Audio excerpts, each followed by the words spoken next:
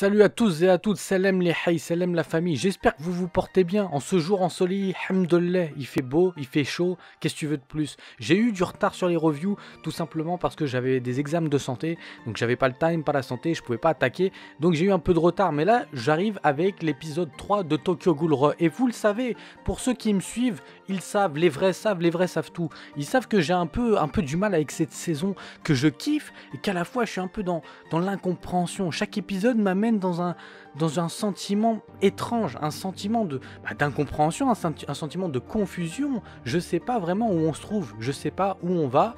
Main dans la main, les hey. Non, j'en sais rien, vraiment j'en sais rien, je sais pas où on nous amène. Parce que dans cet épisode, il est un peu chelou. J'attendais qu'une chose, wallah, j'attendais qu'une chose toute cette semaine, c'était de me dire, cette petite scène de psychodrame qui me fera sortir la larme du hey de mon œil, la larme de l'amour entre Toka et Kaneki. C'est cette petite scène magique avec une petite musique où il se passe un truc, où Toka se rend compte que c'est Kaneki. Cette scène, ils l'ont mis à la poubelle. Cette scène, j'ai pas compris. La fin de l'épisode 2, il y avait bien Toka et Kaneki. Et là, d'un coup, on arrive sur l'épisode 3, je pensais, bon, je me suis dit, peut-être ça se trouve, tous les événements qui se passent dans l'épisode 3, c'était en fait avant la scène de café, j'en sais rien, un truc comme ça. Non, que dalle! Nelly, il y avait plus rien, le néant. Donc je me suis posé la question, je me suis dit mais pourquoi on nous amène ça? Pourquoi on nous amène ça comme ça? Tout simplement peut-être parce que Toka n'a pas reconnu Kaneki, malheureusement. C'est la seule explication plausible pour moi, c'est de me dire que cette scène elle a réellement existé fin de l'épisode 2 et que Toka n'a pas reconnu Kaneki, tout simplement. Alors c'est étrange parce que Nishiki l'a reconnu avant même qu'il sorte son Kagune. Enfin, il s'est dit ouais il me rappelle quelqu'un, même Tsukiyama Shu, le pauvre Shu, le pauvre Hai, il est au lit, il est pas bien. J'étais pas prêt quand je l'ai vu. Parce qu'il a l'air vraiment pas bien. Pourquoi? Parce qu'on suppose quand même, dans la saison 1, on le sait, il kiffait bouffer, organiser ce genre de festins, parties, etc. bien chelou, et que Kaneki, il avait flashé dessus sur le goût, le sang, etc. Et que là, il rentre dans une dépression, en fait, durant ces 2 ans, en l'absence de Kaneki, il est en dépression, en sachant que dans le manga papier, après la fin de la saison 1, bon bah, clairement, il accompagnait Kaneki, et c'était son bouclier ou son épée, j'en sais rien, un truc comme ça, enfin bref, voilà, c'était des haïs, c'était des frères. Genre, Edward Elric, Alphonse Elric, ils étaient ensemble, du moins, ils l'accompagnaient. Ils le suivaient parce qu'il voulait absolument le bouffer ou goûter à son sang encore et encore. Et là, on le voit, bon, il est pas bien. On sait, on suppose, du moins, que c'est pour ça. Dans cet épisode 3, on attaque avec Urie. Urie qui est un peu le Samir des Queens, celui qui s'est fait friendzone, j'ai envie de te dire. Pourquoi? Parce que Urie, il casse la tête un peu. On a un personnage ici, on sait il va être important, maintenant on le sait, c'est sûr. Bah déjà, on entend ses pensées, on sait qu'effectivement il y a une vengeance derrière, qui veut absolument devenir fort, au point de mentir à ses supérieurs, etc. Parce que c'est le cas, il va passer ses examens, il les a passés pour améliorer son Kagune et devenir plus fort que Sasaki. Il veut prendre la place du chef en fait. Donc il y a une forme de jalousie peut-être, et effectivement une forme de vengeance derrière, parce qu'il veut accomplir quelque chose.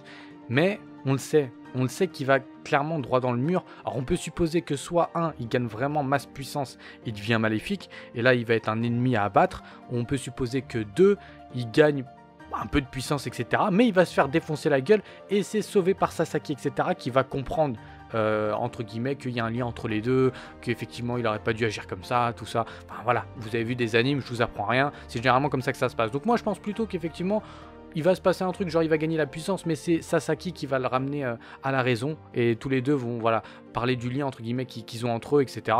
Je pense qu'il va se passer un truc comme ça.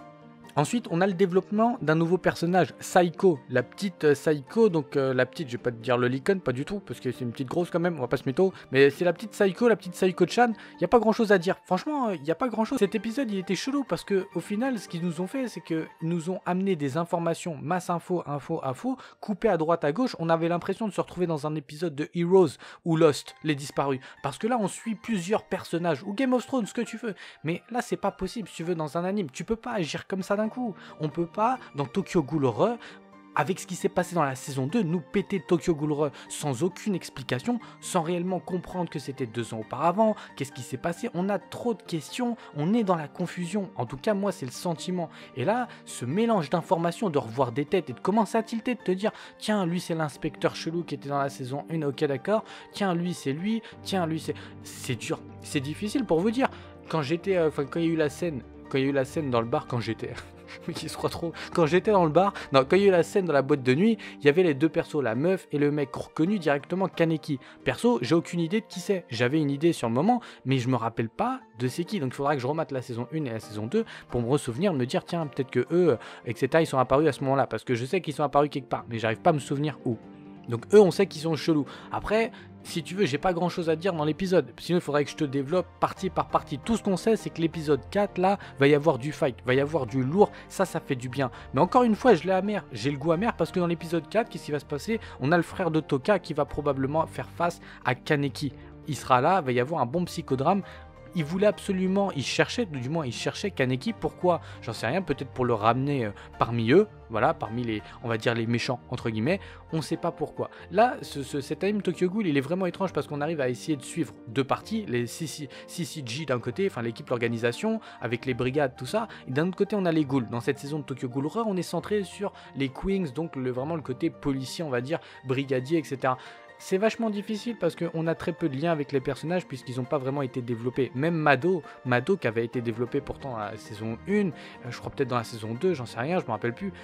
Mais là, on la voit, elle est pratiquement inexistante. On va pas se mytho, à part dans les premiers épisodes. Mais elle est pratiquement inexistante. Elle a plus de cœur, on voit qu'elle a été ravagée. Et en fait, c'est ça qui est dommage dans Tokyo Ghoul. C'est que ce côté sombre, parce que ces persos ont vécu la mort. T'imagines, toi, t'es dans Tokyo Ghoul. Bon, bah clairement, elle le dit. Enfin, tout le monde autour de toi est mort, quoi. Tous tes potes, tout le monde, soit tué par des ghouls. Enfin, quand tu fais partie de l'équipe, que ce soit les Queens ou les CCG, là, c'est foutu, si tu veux. Et même quand tu fais partie des ghouls, j'ai envie de te dire, c'est un peu foutu. Donc, on est dans quelque chose de super sombre, mais c'est ça qui est dommage, c'est que c'est pas assez développé. Ça m'énerve. On attaque trop avec trop de questions sans réponse et ça me saoule. Et j'ai encore le seum, moi je refais un coup de gueule, il fait chaud, j'en ai ras le cul.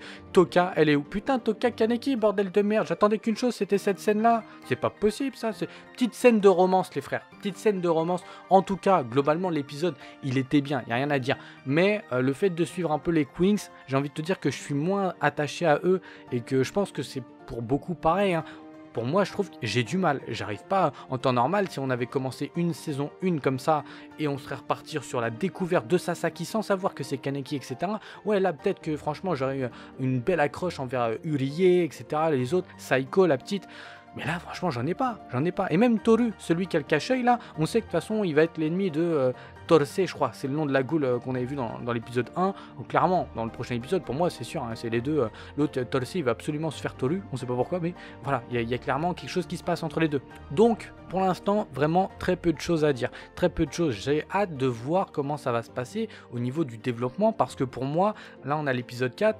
Allez, connaissant Tokyo Ghoul, je pense que vers l'épisode... De toute façon, 5-6, vers 6-7, j'ai envie de te dire 6-7, on part sur de l'action de ouf, je pense. Je pense qu'il va se passer pas mal de scènes. En tout cas, j'espère perso qu'on va voir Toka avant l'épisode... Enfin, je sais pas, avant l'épisode 10 quand même. Moi, je serais dégoûté qu'on la voit pas. J'espère qu'il va se passer quelque chose. La question à se poser, c'est pourquoi Sasaki il a perdu effectivement la mémoire. Moi, je suppose quand même que c'est dû à la fin de la saison 2, la disparition d'Hideyoshi. Donc, normalement, il est mort, on le sait, dans la fin de la saison 2. Moi, je suppose qu'il est vivant, hein, parce que maintenant, quand tu as un panneau affiché disparu, tu te fous de ma gueule. Enfin, je veux dire, le CCG a récupéré son corps. Donc, il t'affiche pas disparu, c'est que clairement, il est vivant. Il est où? Ça, c'est la bonne question à se poser, j'en ai aucune idée. Et Arima aussi. Arima, voir un peu voilà, ce qui peut se passer.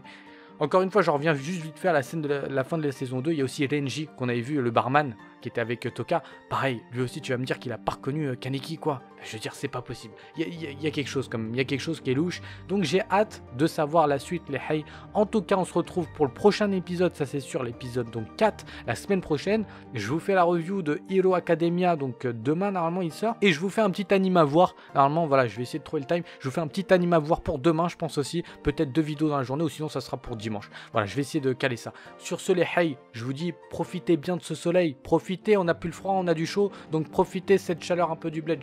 Pas du tout. C'est pas la chaleur du bled, pas du tout. Bon, sur ce, on se retrouve à la prochaine. Ciao. Wiggle, wiggle, wiggle. Wiggle, wiggle, wiggle. Wiggle, wiggle, wiggle. Just a little bit of